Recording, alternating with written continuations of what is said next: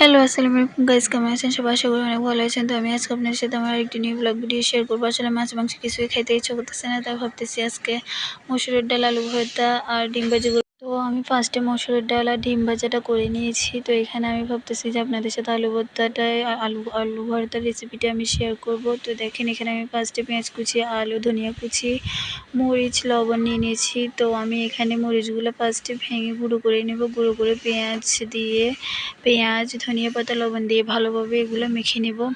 আসলে আপনাদের ভাইয়া বলতেছে যে মাছ মাংস আর ইচ্ছে করতেছে না, যে মসুরের ডাল, ডিম ভাজি আর আলু ভর্তা করো। তো আমিও রাতের খাবার, তাই আমি অল্প পরিমাপে করলাম। তো আমি সবগুলো এই যে দেখেন আমি আলতো হাতে মেখে নিচ্ছি। এই যে মাখাটা, এই যে ভর্তাটা, এটাও একটা ভর্তা। এই ভর্তাটা গরম ভাতের সাথে খেতে অনেকটাই মজা, অনেকটাই সুস্বাদু। তো এই যে দেখেন আমি ভালোভাবে মেখে নিচ্ছি। কতটা সুন্দর কালার এসছে! আমার তো বড় জবার করতে করতে জিভে জল চলে এসছে। তো আমি আলুগুলো দিয়ে ভালোভাবে এবার মেখে নেব। এই খাওয়াটা 100% মানুষ, 100% মানুষেরই পছন্দ, আমি জানি, কারণ এটা সবচেয়ে জনপ্রিয় খাবার, প্রিয় খাবার। তো এই যে দেখেন আমার আলু ভর্তাটা আমি পুরো ভালোভাবে মেখে নেব। মেখে নেওয়া হয়ে গেলে আমার আলু ভর্তা কমপ্লিট। অনেকে সরিষার তেল খায়, আমি সরিষার তেলটা খাই না, তাই আমি এই সরিষার তেলটা দিই নাই।